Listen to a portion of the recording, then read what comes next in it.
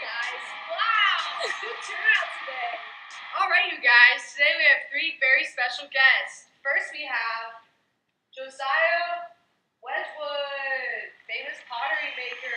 Yeah. Give him a round of applause. Woo! Okay. Next, we have Eli Whitney, inventor of the cotton gin. Very nice. Very nice. Yeah. Awesome. Okay. And after him, we have James Watt. He improved the steam engine. Very big deal. All right, nice. Everyone give him a round of applause. Woo! Okay, so today we're having a game show about the Industrial Revolution. See how much these three... I have to say, thank you for having us. It's awesome to have you guys. Thank you so Welcome much. to the Ellen Show. Thank you. I'm just so excited right now. Yeah? Like, oh my god. It's a pleasure to have you, James. Thank you. I love you, Ellen. Thanks. Okay, so we're going to see how much you guys know, okay? All right, bring Got it. All right, guys. So, first question. What was one of the major causes of the Industrial Revolution?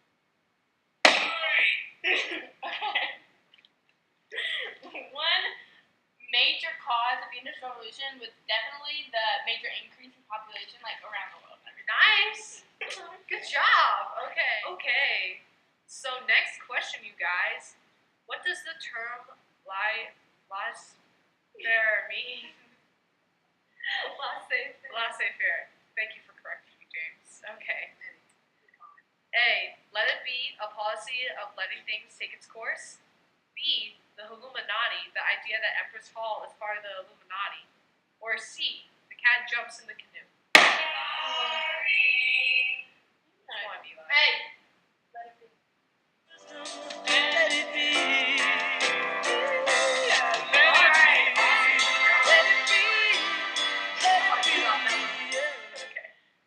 Okay, next question, you guys. Alright. Name one reason why the Industrial Revolution began in England. Hometown, I got this. Alright, Well, London was the largest city in Europe, so it was the center of cultural diversity, which led to the consumer's desire for manufactured goods. It was also the single largest free trade area in Europe. good job. Hometown represent. You are Milo. Guys, let's take a break from the game really quick. Let's get a little personal here. Eli, so tell us about your invention of cotton gin.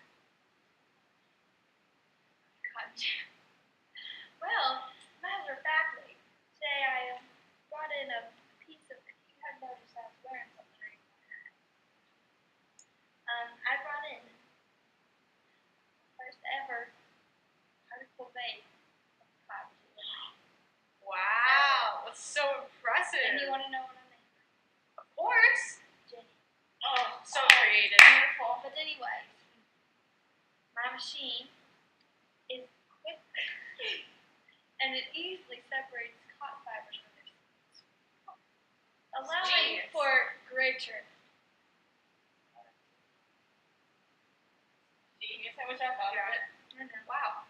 So Fruit of the world to this day. Good job. Well, Eli, that was beautiful. Really touched my heart. Alright, well, getting back to everything. So where's one of the major production sites of your cotton gin? The southern part of the United States, it produced a lot of cotton, large amounts, and was also known as the Cotton Kingdom. Very interesting. Great, guys. So back to the game. What was one of the major industries in the Industrial Revolution? A. The production of cake. B. Coal mining. Or C. The mass production of iron and steel. B and C. Coal mining and mass production of iron and steel. Nice. Good job. You got a mellow. Mellow again. Alright, next question. What two advantages did mechanization, sorry guys, offer? I got it. Sorry. Okay. First of all, it increased productivity with the manufacturer, and second, it lowered prices for the consumer. Nice. Good job. Mellow in a row. Dude, you got a mellow. Guys, define positivity. Alright, well, positivism is a philosophical system that holds that every rationally justifiable assertion can be scientifically capable of logical or mathematical proof. Nice one, Nice. James. Good job. Alright, guys, this is actually our last question of the day. So, alright, hands back, hands back. Alright. Characterize the early railroad system. Alright. Steam engines were the prime mover of the railroads. They were built with equipment that was imported from the west in the countryside. Alright, the railroad. Required bridges and tunnels. The railroads consumed vast quantities of land and opened new land to agriculture. You hear me now? Mm-hmm. That's it. Hey, good job. Dude, you have a mellow. Is that it? Alright, thank you guys all for coming out today. And welcome to the Alex Show. Woo! Now, here's a bonus question for the audience. Which one of these was not one of the effects of the steam engine in Britain and USA? A. Improvement of production techniques and cheaper goods of improved quality. B. Railways and steamships were improved with quickened communication. C. Less arduous work, which allowed mass movement of people. D. It led to the water frame, which was the first power spinning machine driven by water. Alright, text in your answer for a special visit from yours truly. Hey, y'all.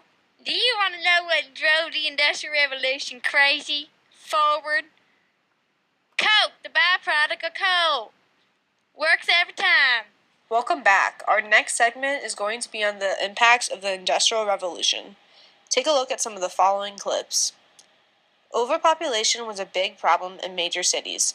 Business cycles in the 17th to 18th century were constantly changing. Production was changed to a utopian socialism for a more peaceful lifestyle. This increase in population and productivity led to serious social problems. For example, food crises like the Hungry 40s.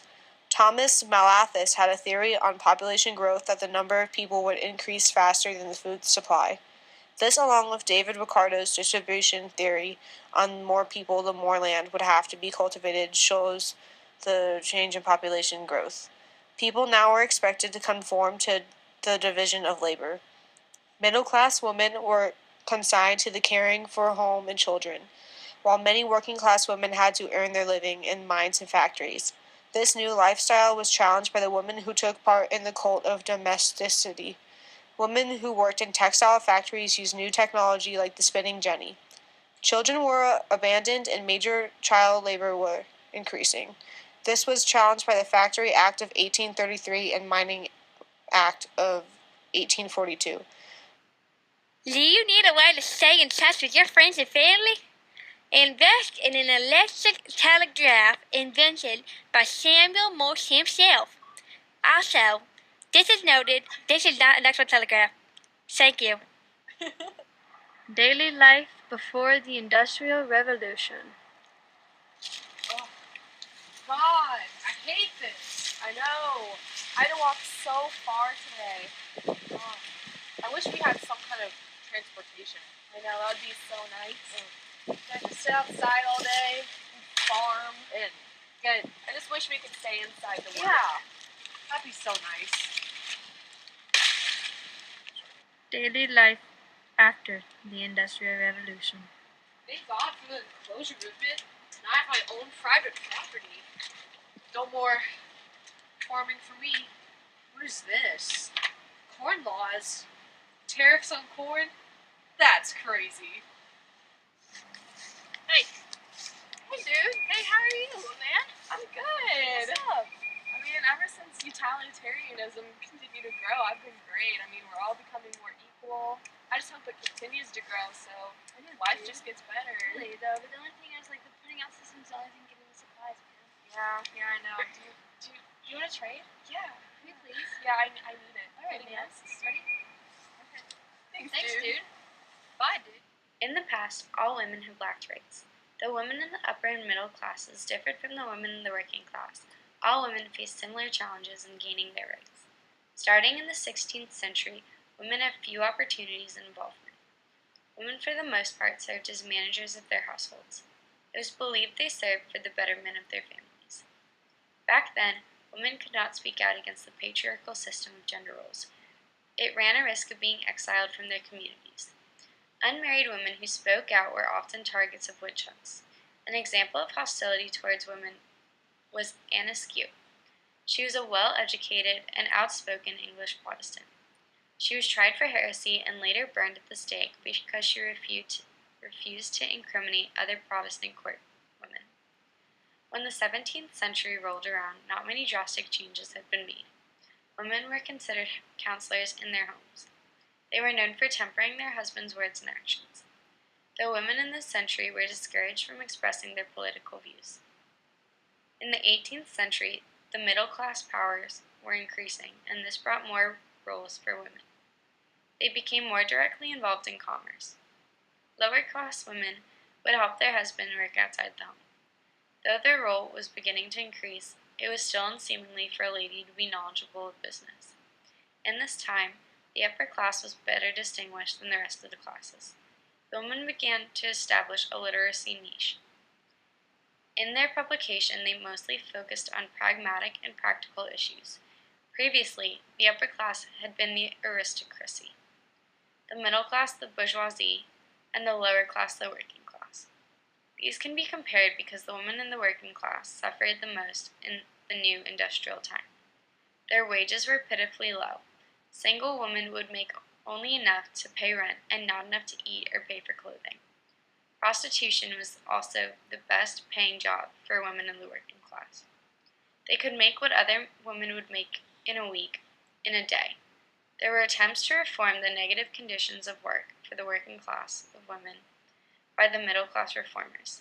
The reformers wanted to restrict the women's work because they believed it to be incompatible with their ideal womanhood. The upper class women had access to education. Most of the time they gained their education from girls' schools and governesses. They were expected to later on marry into money, unlike the working class women who were expected to make their own money. All women in Europe in the past centuries and now have suffered from inequalities, no matter which class they were or are in.